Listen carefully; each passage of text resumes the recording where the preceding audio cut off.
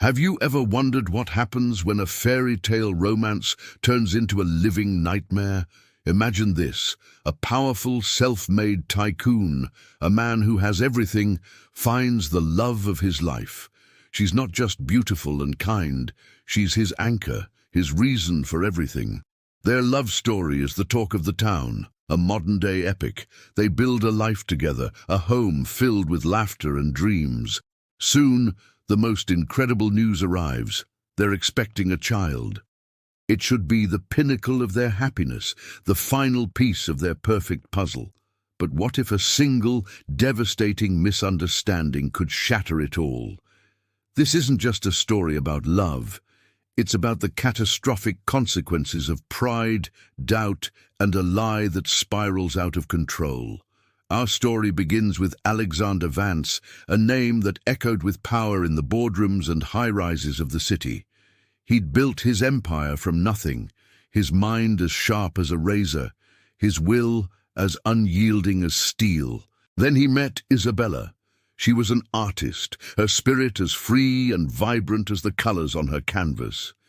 She saw past the billionaire to the man who carried the weight of the world on his shoulders.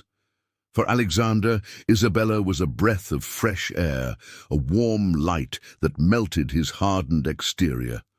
Their whirlwind romance led to a beautiful wedding, and for a few blissful years they were inseparable.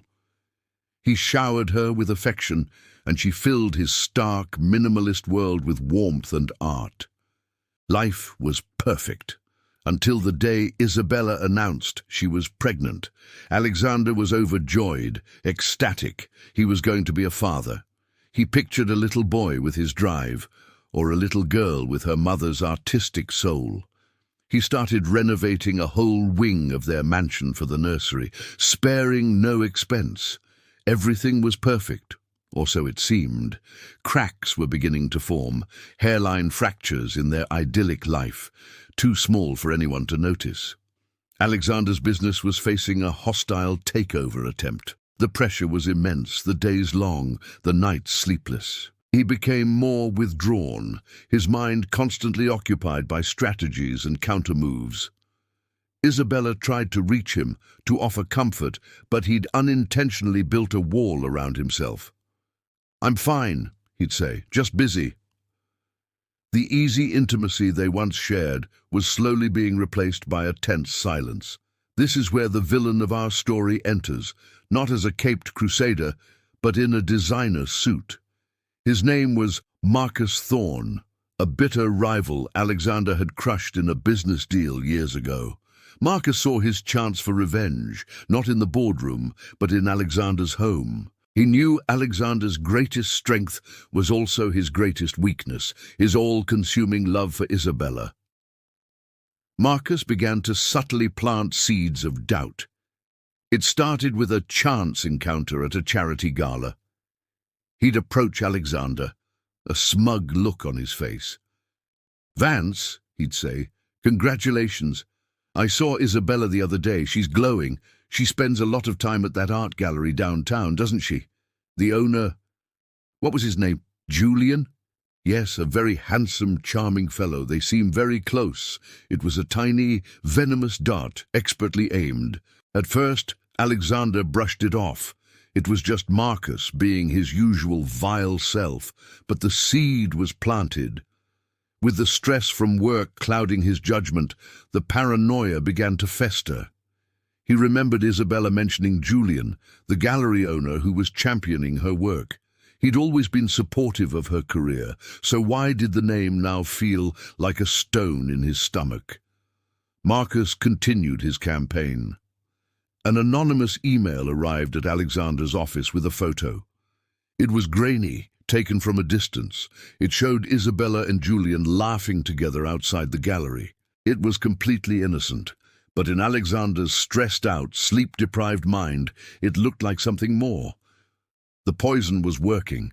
He started to notice things, or rather, he started to look for things. Isabella coming home late from the gallery, her phone buzzing with messages from Julian about an upcoming exhibition. Every innocent event was now filtered through a lens of suspicion. He forgot the woman he knew, the woman who had stood by him, who had loved him for who he was, not what he had. He only saw the doctored reality Marcus had created. The breaking point came one evening. Isabella was on the phone, excitedly talking about her first solo exhibition, a lifelong dream finally coming true thanks to Julian's help. "Yes, Julian, that's amazing. I can't believe it's finally happening," she exclaimed, her face lit with joy. Alexander, who had just come home from another brutal day, heard only the name, Julian. The joy on her face wasn't for him. The rage, fueled by stress and Marcus's lies, exploded. He confronted her, his voice cold and hard. "What's going on between you and this Julian?"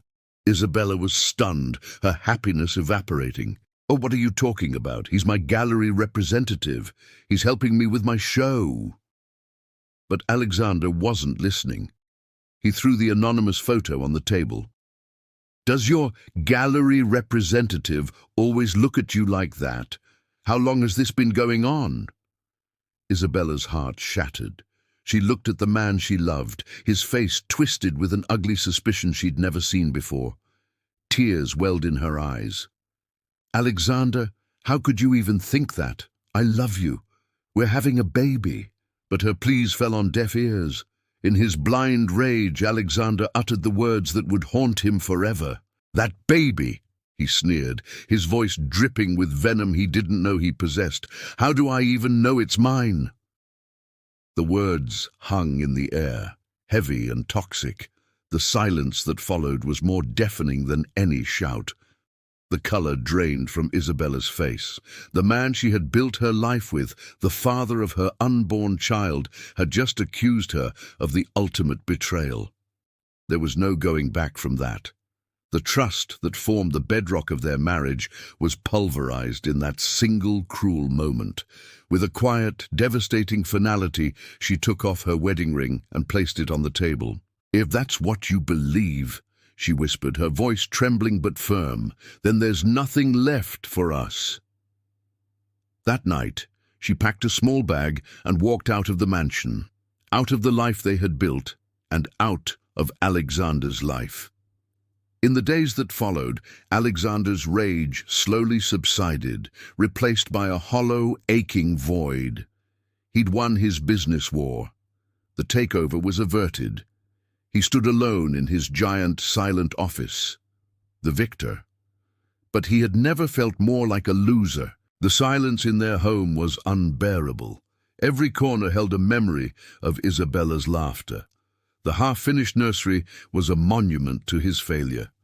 It was then that his loyal assistant, a woman who had worked for him for years, cautiously approached him. She placed a file on his desk. "Sir, I think you need to see this. I did some digging after Mrs. Vance left." The file contained a thorough investigation into Marcus Thorne. It detailed his planned revenge, including proof of him hiring a photographer to stalk Isabella and doctoring the photos. It even had a recorded conversation of Marcus boasting to an associate about how easily he had manipulated Alexander. The truth hit Alexander like a physical blow. It wasn't just a mistake, it was a catastrophic failure of trust, a betrayal of the one person who meant everything to him.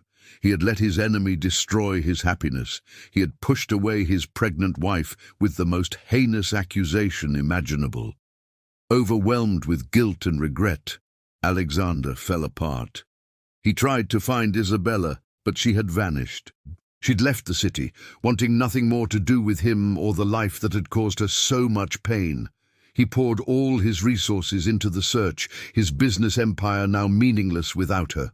Weeks turned into months. He was a shell of his former self, haunted by the memory of her face as she left. Finally, he got a lead. A private investigator tracked her to a small, quiet coastal town where she was living under her maiden name, preparing for the baby's arrival alone. Alexander drove for hours, his heart pounding with a desperate mix of hope and fear. He found her walking on the beach, her baby bump now prominent. She was just as beautiful as he remembered, but there was a sadness in her eyes that he had put there. He approached her cautiously, like a man approaching a wounded animal. "Isabella," he said, his voice hoarse. She flinched when she saw him, her hand moving instinctively to protect her stomach. The gesture tore him apart. He didn't make excuses. He didn't try to justify his actions. He just broke down. He told her everything about Marcus, the stress, the lies, not as an excuse but as a confession. He laid his soul bare, telling her how his pride and paranoia had blinded him, how he had failed her, and how living without her was a torment he couldn't endure. He begged, not for her to come back, but just for her forgiveness. Isabella listened in silence, her expression unreadable. The pain was still there, a deep wound in her heart. But as she looked at the broken man before her, she saw a flicker of the Alexander she had first fallen in love with. She didn't give him an answer right away. True healing takes time, and trust, once shattered, cannot be glued back together overnight. But she didn't turn him away. It was a start, a fragile, tentative beginning. Alexander stayed in that small town, renting a humble apartment, a world away from his penthouse. He gave her space, but he was there. He sent her favorite flowers with no note. He left groceries on her doorstep. He showed her through quiet, consistent actions that he was dedicated to earning back her trust. No matter how long it took, the journey was long and arduous. There were setbacks, moments of doubt, but slowly, inch by inch, Isabella began to let him back in. She saw the profound change in him.